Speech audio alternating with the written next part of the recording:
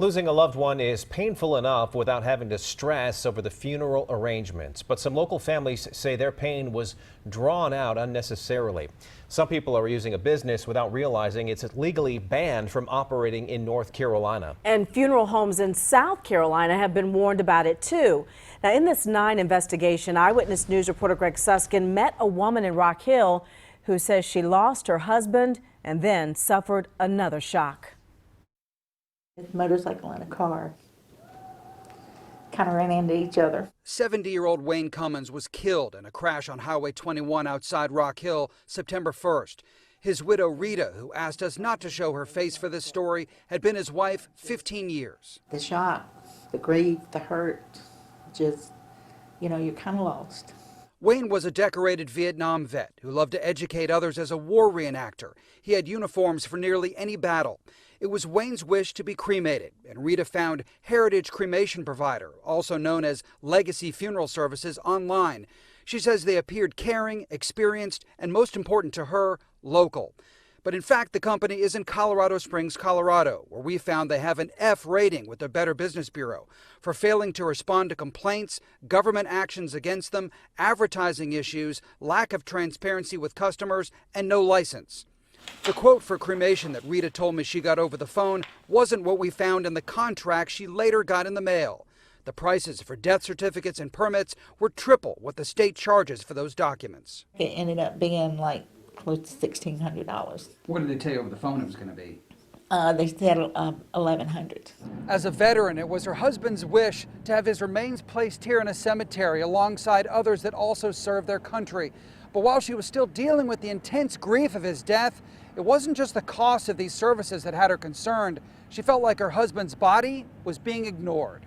After 4 days, no one had taken him from the morgue to be cremated. He's just laying there like nobody cares. Heritage doesn't deal with remains. The company acts as a middleman, outsourcing that job to local funeral homes. But in North Carolina, they're not even allowed to do that. The board filed legal action against them. That's Stephen Davis, who leads North Carolina's Board of Funeral Service in Raleigh. We found an injunction filed against Heritage or Legacy in 2016 for doing business in North Carolina without a license. Only a month later, father and son owners, Joseph and A.J. Demaniano, were sentenced to 3 days in prison, suspended to probation for violating the injunction and doing business anyway.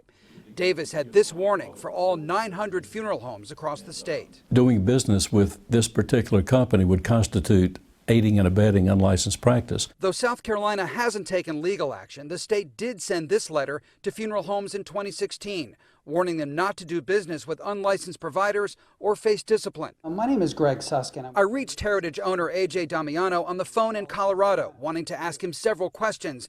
He said no comment and told me I could report whatever I wanted, that he didn't care.